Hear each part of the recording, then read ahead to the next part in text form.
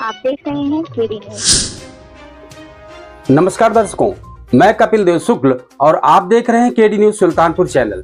ये खबर हमारे संस्थान अवधि तक पर भी आप देख सकते हैं। चलते हैं खबर पर। वक्फ संशोधन बिल गुरुवार देर रात राज्यसभा में भी पास हो गया।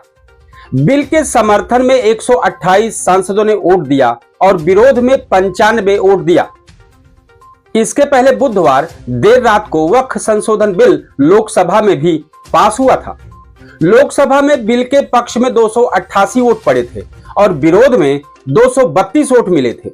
राज्यसभा में बिल पर गुरुवार दोपहर 1 बजे से चर्चा जारी थी, जो करीब 13 घंटे तक चली।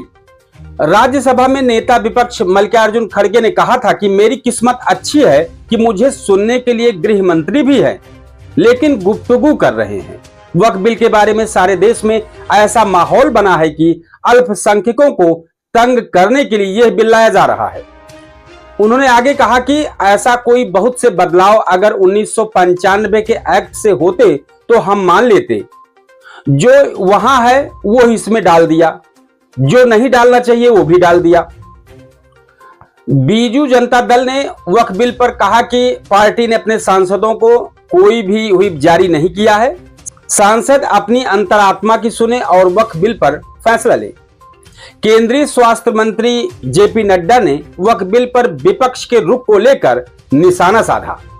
नड्डा ने कहा कि हमने कांग्रेस नेतृत्व वाली यूपीए सरकार की तुलना में वक्फ बिल को लेकर कहीं ज्यादा गंभीरता दिखाई है। भाजपा सांसद सुधांशु त्रिवेदी ने कहा कि वक्फ ने एक बार ताजमहल पर भी दावा कर दिया था, इसके बाद सुप्रीम कोर्ट ने उन्हें फटकार लगाई थी। इससे पहले लोकसभा में बुधवार को 12 घंटे की चर्चा के बाद वक्फ बिल संशोधन बिल पास हो गया। रात 2 बजे हुई वोटिंग में 520 सांसदों ने भाग लिया। 288 ने पक्ष में और 232 ने विपक्ष में वोट डाले। अल्पसंख्यक मामलों के मंत्री किरेन रिजिजू ने इसे उम्मीद का नाम दिया है। उम्मीद का मतलब unified Waqf management, empowerment, efficiency and development. चर्चा के दौरान एआईएमआईएम सांसद असदुद्दीन ओवैसी ने बिल फाड़ दिया। उन्होंने कहा कि इस बिल का मकसद मुसलमानों को जलील करना है। मैं गांधी की तरह वक्फ बिल को फाड़ता हूं। बिल पर चर्चा के दौरान गृह मंत्री अमित शाह ने कहा कि वक्फ में गैर इस्लामिक नहीं आएगा, ऐसा कोई प्रावधान नहीं है। वोट बैंक के लिए अल्पसंख्यकों को डराया जा रहा है। खड़गे ने कहा कि मेरे पास वक्फ की 1 इंच जमीन नहीं है।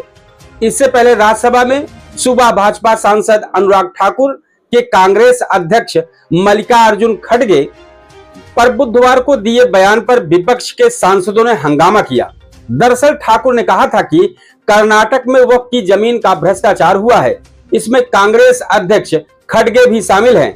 इस पर खड़गे ने कहा कि आरोप सिद्ध करें या इस्तीफा दें।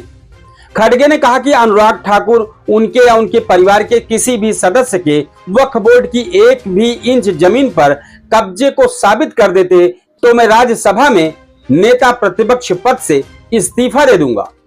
फिलहाल वक्फ संशोधन बिल राज्यसभा और लोकसभा में तो पास हो गया है। अब विपक्ष को क्या करना है, यह गौर करने वाली बात है। हम इस तरह की और भी तमाम खबरें आप तक लाते रहेंगे। आप खबर पर अपनी राय कमेंट बॉक्स में जरूर दें। जय हिंद।